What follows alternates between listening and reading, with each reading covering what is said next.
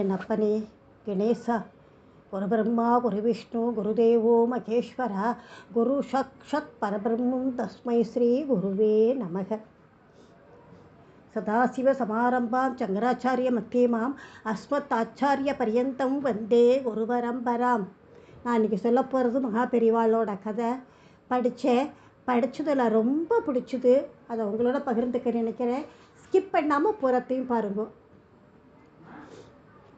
எங்களுக்கு கல்யாணம் ஆகி 7 வருஷம் ஆச்சு. குழந்த பாக்கியமே இல்லை. ஒரு நாள் என்னோடய ஃப்ரெண்டு ஒருத்தர் பெரியவா ஃபோட்டோ ஒன்று கொடுத்துட்டு, இந்த இதா ஆற்றுல வச்சு தினம் பூ போட்டு நமஸ்காரம் பண்ணுங்கோ, என்றைக்கு உங்களுக்கு முடியறதோ அன்றைக்கி போய் பெரியவாளை தரிசனம் பண்ணிட்டு வாங்கோ அப்படின்னு சொல்கிற. அவர் அனுகிரகம் பண்ணுவார் அப்படின்னு அவர் சொல்லிட்டார். நானும் என் மனைவியும் ஒரு நாள் காஞ்சிபுரம் போனோம். எங்களுக்கு சங்கரவனம் பற்றி எதுவுமே தெரியாது, நான் கேள்விப்பட்டதும் இல்லை. ஒரு ஆட்டோ டிரைவர்கிட்டக்க பெரியவா கோவில் போகணும், அங்கே கொண்டு விடுங்கோ அப்படின்னு சொன்னோன்னே அவரும் எங்களை மணிமண்டபத்தில் இருக்கிற ஓரிக்கைக்கு கூட்டிகிட்டு போனார். 11 மணி ஆயிடுத்து. அதனால் கூட்டம் ஜாஸ்தி இல்லை.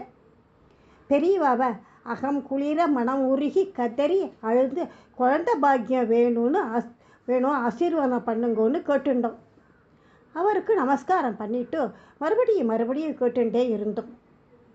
1/2 மணி நேரம் ஆச்சு. நாங்கள் அங்கேருந்து கிளம்பி முன்பக்கம் வந்துட்டோம். பெரியவர் ஒருத்தர், தம்பி உள்ளே போய் பிரசாதம் இருக்குது, வாங்கி சாப்பிட்டுட்டு போங்கோ அப்படின்னார். என் மனைவி கிட்டக்க நீ அழாமல் இரு அப்படின்னு சொல்லிட்டார்.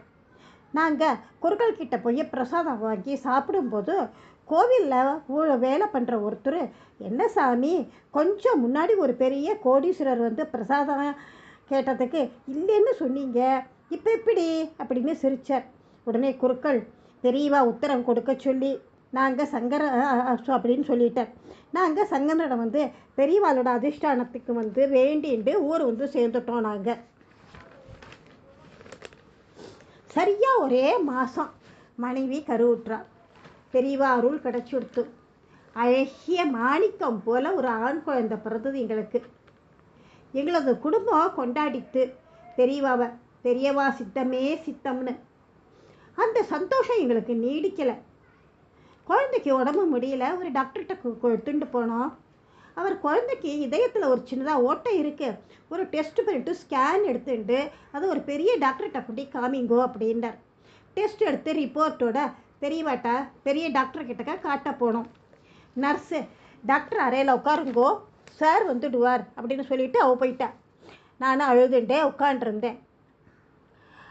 அறையில் இருந்த கர்டன் கொஞ்சமாக அப்படியே காற்றுல ஆடித்து. அப்போ அங்கே பார்த்தாக்கா பெரியவாளோட ஃபோட்டோ, பெரிய படம். அது பெரியவா படம், கவலையே படாத நான் இருக்கேன் அப்படிங்கிற மாதிரி இருந்தது அந்த பெரியவா ஃபோட்டோவை பார்க்குற போது. அப்புறம் பெரிய டாக்டர் வந்துட்டார். டாக்டர் வந்து ஸ்கேன் ரிப்போர்ட்டெல்லாம் பார்த்துட்டு விட்டு, இது ஒன்றும் இது இல்லை, சின்ன ஓட்டை தான், குழந்தை வளர அந்த ஓட்டை அடைஞ்சிடும் அப்படின்னு சொல்லிட்டார். குடும்பமே கொண்டாடித்து பெரியவாளை. அவரோட அருளை நினச்சி அவ்வளோ ஒரு சந்தோஷம். அப்புறம் குழந்தைக்கு பேர் சூட்டுறதுக்கு நாள் வந்தாச்சு. நாங்கள் சுவாமிநாதன் அப்படின்னு பேர் சூட்டினோம். மறுபடியும் ஒரு அற்புதம். உண்மையாக எங்களுக்கு பெரியவாளோட இயற்பெயர் சுவாமிநாதன் அப்படிங்கிறது தெரியாது. ஒரு வார பத்திரிக்கையை பார்த்து தான் தெரிஞ்சுட்டோம் பெரியவாளுக்கு சுவாமிநாதன் ஒரு பேர் இருக்குங்கிறது. எங்களோடையே மகா பெரியவார் இருக்கார். பெரியவா கருணையே கருணை.